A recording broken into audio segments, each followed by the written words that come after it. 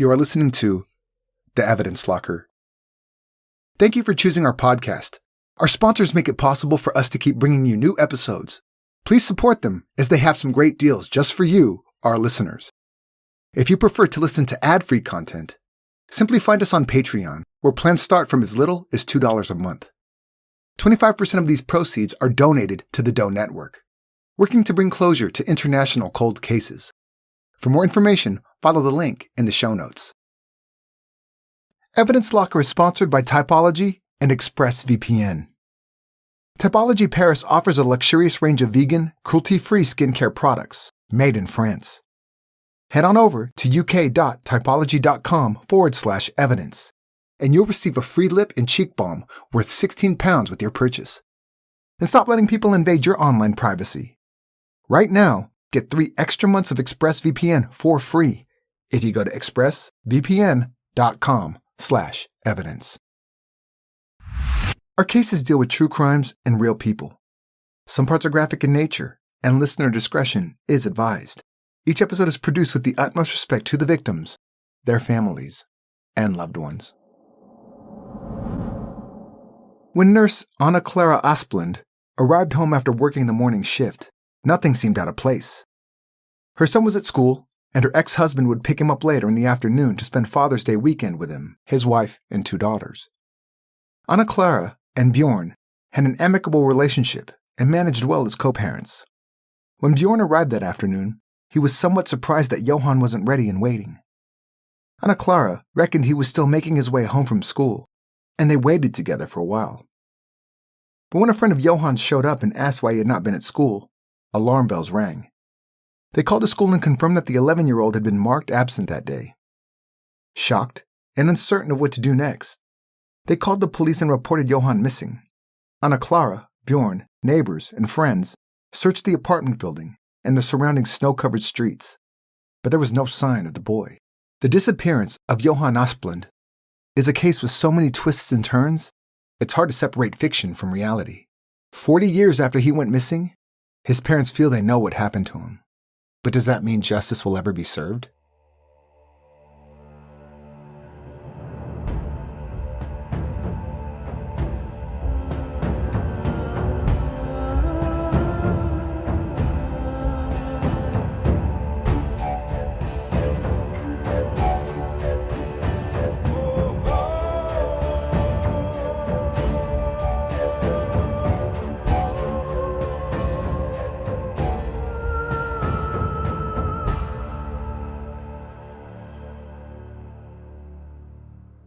Björn and Anna-Clara Asplund married when they were young and had their baby boy when Anna-Clara was only 22.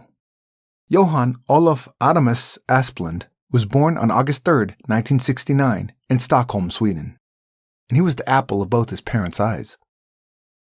Unfortunately, the Asplunds' marriage didn't last, and the couple divorced in 1972 when Johan was 3. The split between Anna-Clara and Björn had been amicable, and they remained friends who always put Johan's interests first. Björn moved back north to Sollefteå, where he was originally from. But despite the distance, he always tried to remain a part of his son's life. Björn eventually remarried and had 2 daughters, and Johan was fond of his stepmother and half-siblings. Anna-Clara, a nurse, met a man whose name has not been made public. For the purposes of this episode, we'll call him Adam. Adam worked with Anna-Clara as a nurse, and their relationship soon grew serious and they moved in together. When Adam received a job offer in Sundsvall, Västernorrland, it didn't take much to convince Anna-Clara to move there with him. Sundsvall was closer to Sollefteå, where Johan's father lived, and it all made good practical sense. They settled in a nice neighborhood, Bosvedjen, north of the city. However, once they had settled into their new life, cracks in the relationship began to show up. Adam was controlling of Anna-Clara and despised it when she talked to other men. This made her nursing job near impossible, trying to converse with patients while her jealous boyfriend kept intervening. As time went on, Adam's possessive behavior turned even darker. When he got angry, he would threaten Anna-Clara, saying that he would get back at her by harming Johan. It all became too much for her, and after 5 years together, she ended things early in 1979. Adam moved out, and even though they did not have much contact, he kept a keen eye on Anna-Clara. Neighbors later reported often seeing him in Bosvidjan, near his ex's apartment at all hours of the day and night. He continued calling her, even though she made it very clear that she did not want him to be a part of her life anymore, not even as a friend. Anna-Clara knew that he was stalking her and hoped that if she ignored him, he would get the message and stop. After the breakup, it was just Anna-Clara and Johan. She doted on her only child, and that was enough for her. She was not eager to get involved in another romantic relationship. She dated occasionally, mainly when Johan was spending time with his dad's family and she was alone. In November 1980, Father's Day was coming up and Johan was beyond excited. He had invited his friend Stefan along to join him to spend the weekend with his father's family. It was the first time Johan ever took a friend with him, and the trip was all he talked about that week. The morning of November 7th was the same as any other in Anna-Clara and Johan's home.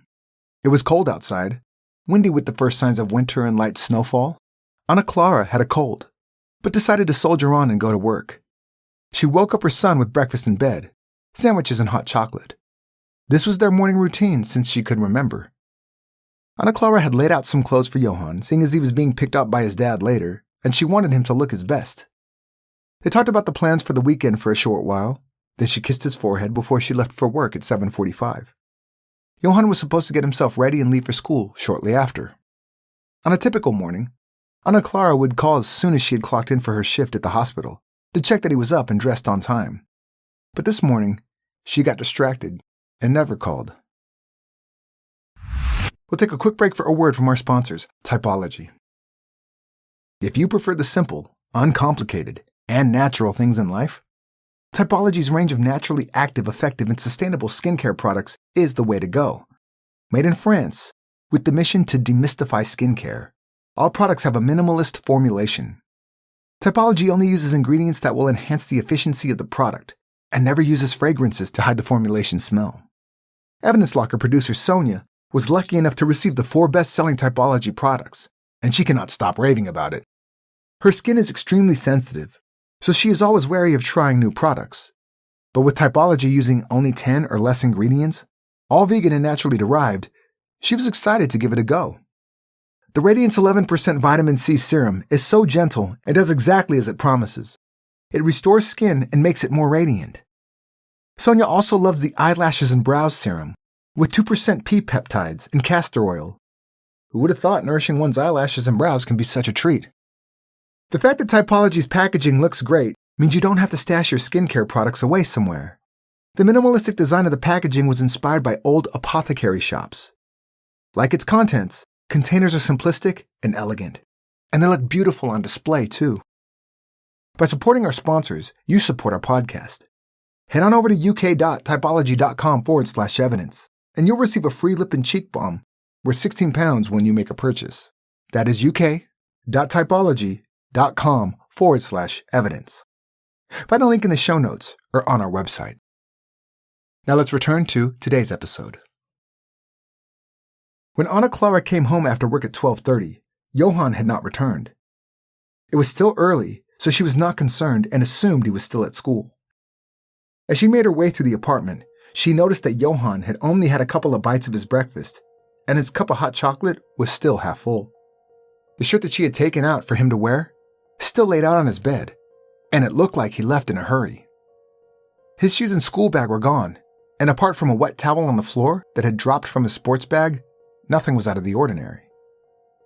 Anna-Clara smiled. Johan was just a boy and did not like to wear buttoned shirts. She thought he had opted for a t-shirt in the end. The home phone rang, and it was Johan's friend Stefan, calling from a payphone at school. He asked if the plans for the weekend had changed, seeing as Johan was not at school. Anna-Clara thought there must have been a misunderstanding. Stefan and Johan were not in the same class. Perhaps Stefan had missed him somehow. Björn arrived at 2:30, and Anna-Clara made him some coffee while they waited for their son to come home. Then Stefan showed up, bags packed and ready, hoping to find Johan at home. At this point, Anna-Clara felt alarmed that something had happened to her son. Had he been in an accident of some kind? She immediately called the school, who confirmed that Johan did in fact not show up for class that day. Remember, it was 1980, schools weren't quick to call if a child was absent. Also, everyone knew Johan had plans to visit his father. It was all he had been talking about, and they probably assumed that he had gone earlier than planned. As soon as Anna-Clara and Björn learned that Johan was unaccounted for, they rushed outside, walking the route Johan would have taken to school. But there was no sign of him. The frantic parents called Sundsvall police at 3:40 p.m. to report their son missing.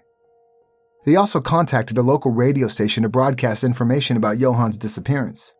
An 11-year-old boy, 150 centimeters tall with medium-length light brown hair, disappeared on his way to school. He was wearing jeans, a blue jacket, snow boots, and he had a red school bag with him. A search party was organized at Johan's school, meeting in his classroom, 5A. Everyone who knew Johan agreed that he would not have left of his own accord. Someone must have taken him.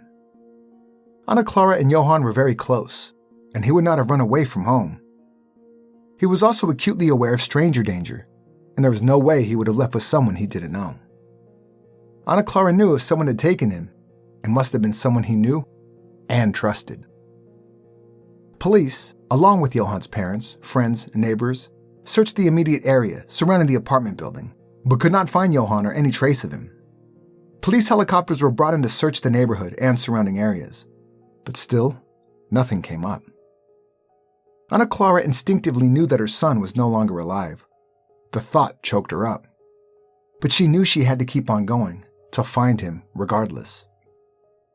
Police questioned all neighbors living in the same apartment block, and a classmate recalled seeing Johan in the doorway of his apartment that morning. The door was open, and he was looking inside, like he was waiting for someone. The friend walked by at 5 to 8, greeted him, simply saying hi.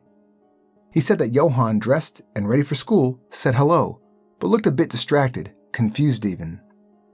Moments later, two girls who lived next door had found Johan's cat. They wanted to return it, and showed up knocking on the door, but there was no answer. They called out for Johan, but were greeted with silence. Another friend who usually walked to school with Johan said he waited outside for him at their usual meeting spot, and when he didn't show up, he went ahead without him. Police needed as much information from Johan's parents as possible. They wanted to know if there had been any problems with Johan. Was he a troubled child?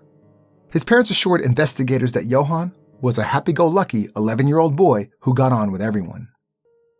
Anna-Clara had a nagging feeling that she had the voice. She told police about her breakup with 41-year-old Adam the previous year and raised her concerns about him.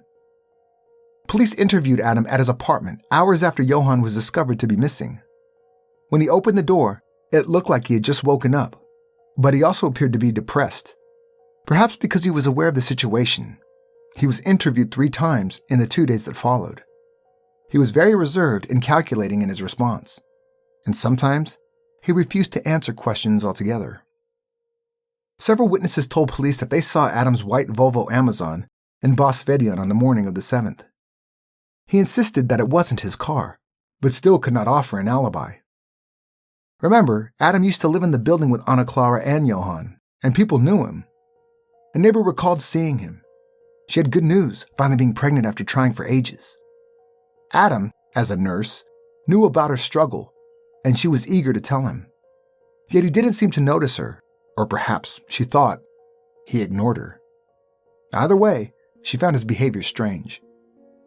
Police thought he was a feasible suspect, but there was only circumstantial evidence linking him to the case, and it wasn't enough to obtain a warrant for arrest.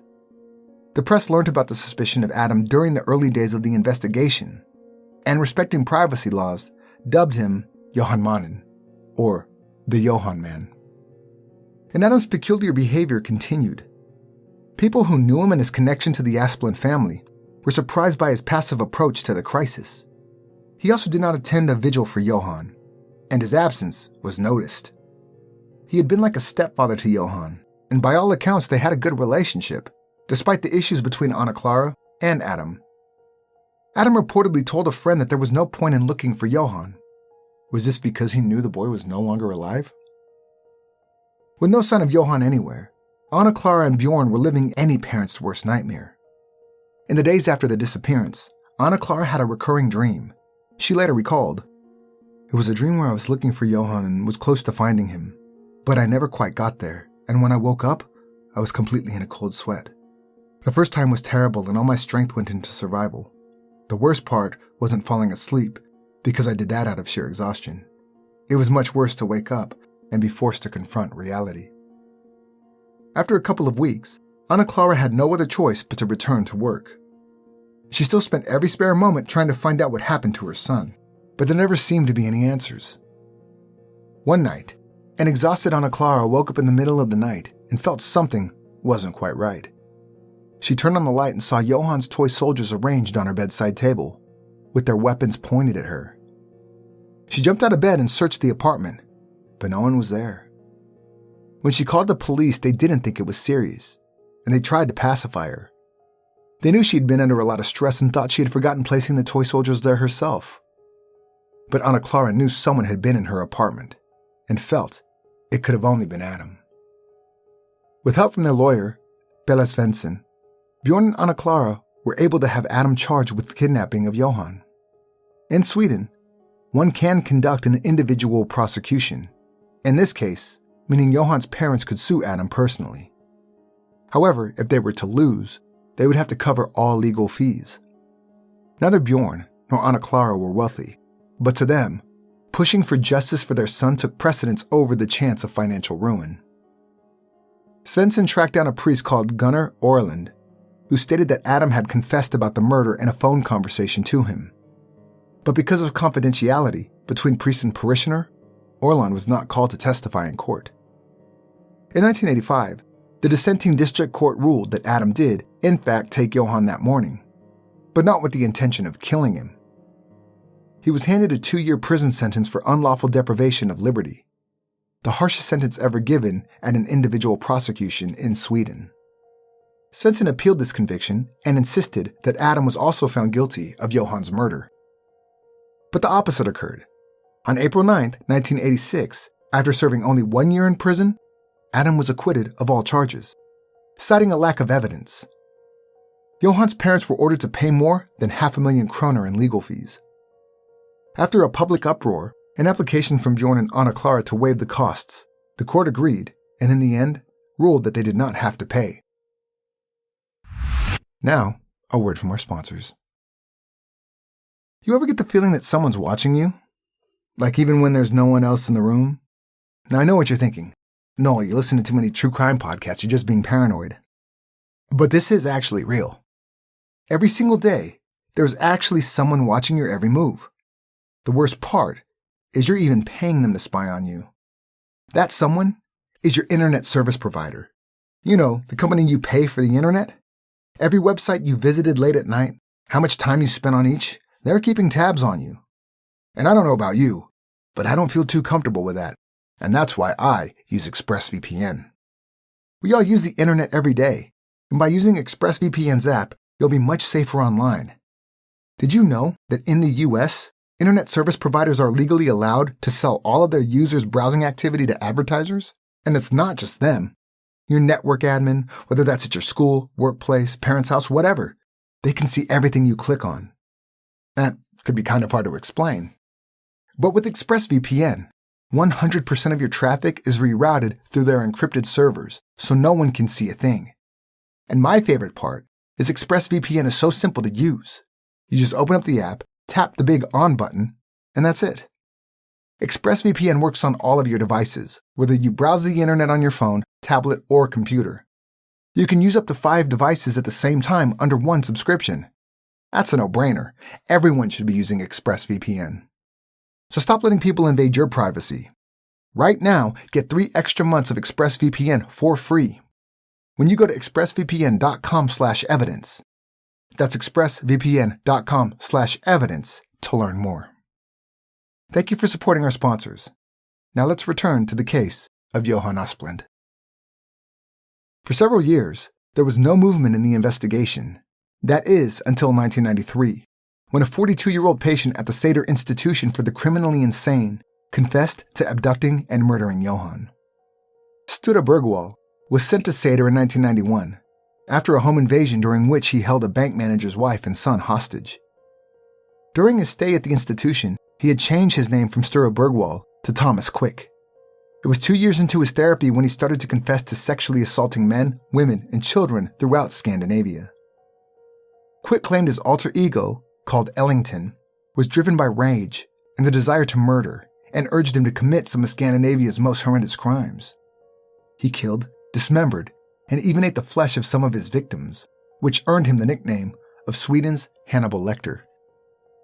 The entire country held their collective breath, fearing the worst in the Johan Asplund case. Was the monster Thomas Quick responsible for him going missing? Quick had many versions of what took place on the fateful November day in 1980. But it basically came down to this. According to Quick, he drove to Sundsvall in a Volvo he had borrowed from an acquaintance, hoping to find a young boy. He spotted a dark-haired kid, but could not get to him. That is when Johan had the misfortune of walking past. Quick told him he had a cat in his car and he needed help. When Johan reached the vehicle, he slammed the boy's head into the car and pulled him inside. This is where the confession grew very dark, as he spelled out in detail what happened next. Quick said that after he had taken Johan, they drove to Norra Stadsbygget, where he abused and strangled him. Once the 11-year-old was no longer alive, Quick dismembered his body and wrapped the torso in a tarpaulin, which he tied up with a string. Quick's memory about how he disposed of Johan's body was a bit blurry, however. At first, he said that he left it where he killed him, in the woods at Norra Stadsbygget. But later, he recalled that he disposed of smaller parts, like Johan's hands, at various locations as he drove around the countryside. At one point, Quick claimed he had kept the boy's legs in his attic. He also said that he ate some body parts. Others he placed on the road and drove over him, hoping to destroy. When Quick agreed to show police where he had disposed of his victims' remains, prosecutor Christer Vanderquast excitedly announced at a press conference that he expected the case to be wrapped up in a week. A group of police officers drove to Sundsvall, guided by Thomas Quick, hoping to find the remains of Johan Asplund. On the way, Quick suffered a series of anxiety attacks, telling officers that he was dreading what laid ahead. In Criminal Inspector Seppo Pentinen's report, he noted, "After a few moments of concentration, Quick says that he is prepared to show us the place where he killed Johan Asplund. Escorted by his doctors who support him by holding his arms, Quick walks short stretches along the path. He has visible anxiety attacks intermittently. After walking about 100 meters, he signals with his hand his intention to turn towards the right, where there is a small hill. As he gets closer to it, his anxiety increases, and one can observe him leaning heavily on the arms of the accompanying doctors. When they speak to him, he says that he wants to carry on regardless, but that he needs help." He pointed to a location where he claimed he had buried the boy's clothing and footwear. At this point, the doctors believed that Quick was reliving the crime, which caused the increased anxiety to the point of hyperventilation. He then calmed down somewhat and said that he would take them to where he had left Johan's head. After driving for a while, he noticed a heap of rocks and pointed at it. He was never able to say what instrument or weapon he used to remove the young victim's head from his body, however. It took multiple interviews for Quick to reveal what he had done with the rest of Johan's remains.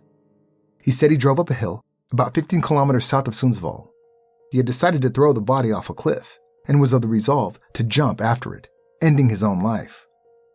But once he had thrown the body down, he had second thoughts about his intended suicide and returned to the car and drove off. It is significant to mention that Quick was always very vague in describing Johan's clothing. His first information was that Johan was wearing a blue jacket, which was unzipped. He also was not quite sure about the shoes and could not recall if Johan was wearing sneakers or boots, which is why he only ever used the word footwear. Anna-Clara confirmed that the only shoes missing from their home was Johan's brown boots. Quick was also never able to give a description of the boy's school bag. Another contentious issue was that of the blue Volvo Quick claimed to have borrowed. It started out as medium blue, then he changed his mind, stating that it was light blue. Investigators pointed out that the man he claimed to have lent him the car never owned a blue Volvo. 5 years and many interrogations later, Quick's story finally lined up with the facts, claiming that the car was actually red. The owner of the car, named by Quick, denied ever lending his vehicle to the self-proclaimed killer. A thorough forensic examination of the car also did not turn up any blood evidence. If Quick had ever transported freshly severed limbs in the car, there would have been something. But this car was spotless, showing no signs of blood during forensic testing. How Quick came to be in Sundsvall that day without a driver's license or being able to drive was later deemed irrelevant by the court. His sister Eva told police that she also did not think he killed Johan, mostly because he claimed to have borrowed a car and driven there. However, according to his sister, Quick could not drive. He only learned how to operate a motor vehicle after Johan's disappearance and obtained his license in 1987, 7 years after Johan went missing. Police teams dug up all the sites but found nothing whatsoever. So investigators continued interrogating Quick. He changed his story once more, claiming that he had an accomplice in killing Johan. Investigators did not know what to make of the new information. Quick continued, claiming that his brother had helped him in Sundsvall that day. However, as his trial date grew closer, he said that it wasn't his brother after all, but rather one of his alter egos named Cliff. Despite the plethora of information provided by Quick, none of Johan's belongings nor his remains were ever found. The prosecutor believed it had been destroyed in the 13 years since the crime took place and continued on, charging Quick with Johan's abduction and assumed murder. Despite the lack of physical evidence, Thomas Quick's trial commenced in March 2001.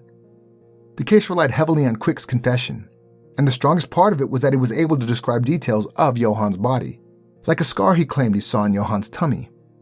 He described it as a 5-centimeter surgical scar under his navel.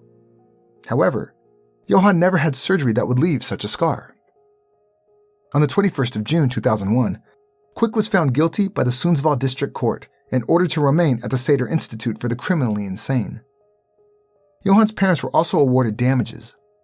Björn and Anna-Clara opposed the conviction, strong in their belief that Quick had made a false confession. Johan Asplund said this after the trial. "We have not attended the same trial, the judge who sentenced Quick and me. The Asplunds felt that the police and the prosecutor were feeding information to Quick, forcing his story to link up with Johan. Criminal Inspector Seppo Penttinen refuted the accusation, stating that there were watertight seals between the investigation and Quick's psychiatric treatment, and that no information was shared. But Björn and Anna-Clara insisted that police provided Quick with clues. For instance, they never told police about the birthmark on Johan's backside, above the right buttock. Anna-Clara claimed that she felt cornered by Prosecutor van der Kwast to provide details about the mark, which was only a slight change of pigment of his skin. She was forced to draw a picture of its shape, and van der Kwast took the sketch with him. A couple of days after disclosing this information, Quick mentioned the birthmark in one of his confessions. In later years, a transcript of an interview between Seppo Penttinen and Quick showed how leading the line of questioning was. It begins with Quick talking about the scar on the boy's belly, and this is what followed. "Penttinen, is there any possibility that it's on the other side of the body?" Quick: "I always think that you should take into account that it can be a mirrored relationship." Then he changes tack, alluding to the scar being red with dry skin around it. On June 3, 1998, this is what was said during another interrogation about the scar/birthmark. Quick: "I place it around the back, that is, at belly level." Penttinen: "Right side at the back, just above the buttock?" Quick: Yes, and that is progressing." Penttinen: "And showing over the hip bone?" Quick: "Yes, exactly." At the trial, the judge did not see a problem with the evidence. In fact, ignoring Anna-Clara and Björn's protests, he ruled that Quick's evidence corresponded with the sketch Anna-Clara had provided. He did not consider that it was because of this sketch that Quick knew what to say. In 2006, Pelle Svensson, still acting on behalf of Johan's parents, presented a case to the Chancellor of Justice, in which he questions the validity of Thomas Quick's confessions. An in-depth investigation into Sweden's purported most prolific serial killer was launched, and it was found that his mental health issues could have attributed to false confessions. This might all sound rather familiar to you. If you ever listened to the very first episode of Evidence Locker, in another case that took place in Sweden, the tent killings at Lake Apajora, we discussed the curious case of this serial false confessor. He also claimed that he was responsible for brutally killing Dutch couple Jannie and Martinus Stegehuis while they were asleep in their tent on the shores of Lake Apajora, again, with no actual evidence linking him to the crime. By 2008, Thomas Quick had taken back his birth name, Stura Bergwall. He also took back his confession regarding Johan's kidnap and murder. He was acquitted of all charges relating to the young Asplund's abduction, as well as all the other cases he had wrongfully confessed to. 8 confessions of murder for which he had stood trial for and had been found guilty of. Altogether, his confessions involved more than 30 victims, which meant that more than 30 heartbroken families had been strung along, believing justice had been served. And then, they found themselves back to square one again. Quick would eventually go on blaming childhood trauma for his horrific confessions. All of the alleged disposal sites he had shown police in Johan Asplund's case were in some way connected to Bergwall's childhood or his family. For instance, he recalled that, together with his father, he buried the body of his unborn brother at Fromby Point. He also claimed that his mother tried to drown him once at that very same spot. And this is where he confusedly thought he left some of Johan's remains. Police were criticized for appointing only one investigator, Seppo Penttinen, to conduct all of the interrogations. It is believed that Bergwall learned how to read his interrogator and knew exactly what to say to pique his interest. An investigation also noted that Bergwall was usually drugged at the time of questioning.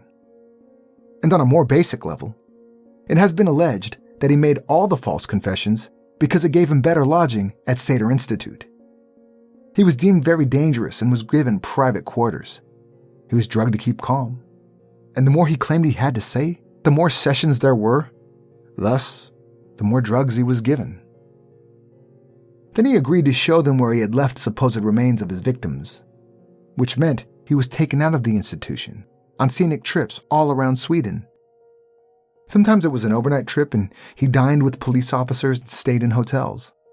He was nothing more than an opportunist, milking the system to better his immediate circumstances. Bergwall was interested in true crime and followed the news religiously. He had read about Johan's disappearance and other cases in the newspaper and was familiar with the basic facts of the cases. To give an example about how it all worked together in the mind of Bergwall, on the 12th of October, 1992, 55-year-old Carl Olof Nord was driving along a dirt road in Aviken when he was hijacked and stabbed to death. The unknown assailant stole his Nissan Sunny and left him to die. The random yet brutal nature of this crime made headlines as police appealed to the public for information. Photos of Carl Olof's body wrapped in a tarpaulin was on TV news, as well as on the front pages of various newspapers. Video footage shows his body being carried away on a stretcher, while the bloodstained gravel tells the tale of the horrific incident. Then, less than 6 months later, Thomas Quick made his first confession, claiming that he killed Johan Asplund in a meadow beside a dirt road. He also described how he had wrapped the boy's body in a tarpaulin and made mention of the blood permeating into the soil. As we've mentioned before, most locations he pointed out to police were either well-known landmarks or had a connection to Bergwall's past or his family. Aviken does not fit into this pattern, but once you consider the other crime and the extensive news coverage, one can understand how this morphed into one of Bergwall's confessions. 3 years before Bergwall retracted his confession, in 2005, 25 years after Johan vanished, the statute of limitations ran out on the case. The implication of the mythomaniac's false confession was that Johan's case was closed. If he had not come forward, the investigation would have remained open, and perhaps the real perpetrator could have been brought to justice. But by the time Bergwall admitted that he had lied, it was too late. Even if they do one day find out what happened to the boy, prosecutors would never be able to charge anyone with the crime. In 2014, a man who has not been named in the media informed police that he had recorded another man who confessed to killing Johan on his iPhone. In the video, he claimed the man said that on the morning of Johan's disappearance, he waited for Anna-Clara to leave and then called the apartment. Johan was sleepy when he answered, and the man convinced him to meet him downstairs and said that he would give him a lift to school. On the way, the man made good on his promise to buy Johan a muffin and a soft drink at an ICA store in Skånsberg. After popping into the supermarket, Johan realized they were driving in the wrong direction, away from his school, and insisted the man take him back. The abductor then forced a cloth with chloroform into the boy's face, and Johan lost consciousness. He then tucked him under a blanket and drove to an isolated cabin deep into the woods. When they arrived, he was unable to wake Johan, and he realized that the boy was no longer alive. He panicked and wrapped his body in blankets, tied it up with rope, and hid it in the woods. He returned to the cabin and removed all evidence of him ever being there.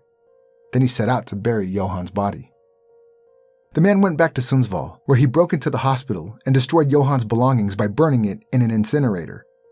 According to the man, he never meant to kill Johan. In a cruel twist of fate, this turned out to be another false confession, and the person has since been charged with defamation. The man who claimed to have filmed the video came clean and said that he had fabricated the entire account. Forensic examination of all the man's devices also came up empty. There was no evidence of said video. He said he made it all up to clear up the mystery surrounding Johan's disappearance. In 2018, almost 40 years after they saw him last, Johan's parents had the gut-wrenching task of legally declaring their son dead. Although they knew the person guilty for their son's murder would never be prosecuted, Anna-Clara and Björn never gave up in keeping Johan's story alive. They still felt that it was Adam, but they wanted him to confess and tell them what happened on that snowy morning, and also disclose to them where Johan's body is so that they could finally lay him to rest. As recent as March of this year, 2022, Adam was questioned again after police received an anonymous-type letter naming him as the person who kidnapped and murdered Johan. According to the letter, Adam had confessed to the crime to relatives. During the new interrogation, he spoke more openly. He explained his strange behavior in the days following Johan's disappearance by saying that he kept his distance from the initial searches and investigation out of respect for Anna-Clara. He did not want to upset her and cause a scene. Ironically, Anna-Clara, desperate to find her son, asked for his help and specifically pleaded with him to help look for Johan. Still, Adam vehemently denies having taken Johan all those years ago. Because the statute of limitations ran out on the criminal investigation, police keep Johan's file open as a missing persons case. If someone were to confess to the crime, there would not be any legal consequences. However, knowing what happened to Johan would give Johan's parents the closure they so desperately need. As police investigator Jonas Holmstrom told the media, simply put, it's about solving the disappearance, that's it. From the first day of the investigation, Anna-Clara and Björn felt that Adam had something to do with their son's disappearance. They have come to the grim conclusion not dissimilar to the false video confession. They think that Adam waited for Anna-Clara to leave for work that morning, then lured Johan to meet him outside by calling on a home phone. Making good on his threat to hurt Johan to get to Anna-Clara, he then took the boy, killed him, and disposed of his body in the toxic waste disposal unit of the hospital where he worked with Anna-Clara. It later came out that the lock to the outhouse where hospital waste was disposed of had been broken on the day that Johan went missing. Adam's Volvo was also seen outside the building, although he was not on duty that day. He had enrolled to write a test at the hospital, but never showed up. 40 years after kissing her son goodbye for the last time, all that was left for Anna-Clara are memories of him. Johan would have been in his 50s now. Perhaps he would have had children of his own. But Anna-Clara and Björn never got to see him grow up and live his life.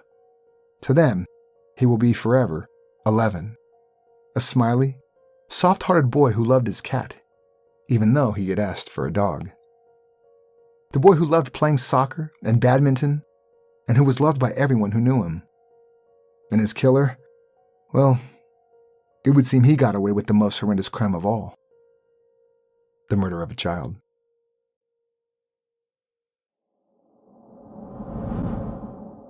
We'd like to thank today's sponsors, Typology. Go to uk.typology.com/evidence and receive a free lip and cheek balm worth £16 when you make a purchase. That is uk.typology.com/evidence. And also thanks to our sponsors, ExpressVPN. Stop letting people invade your privacy. Right now, get 3 extra months of ExpressVPN for free when you go to expressvpn.com/evidence. That's expressvpn.com/evidence to learn more. If you'd like to read more about this case, have a look at the resources used for this episode in the show notes.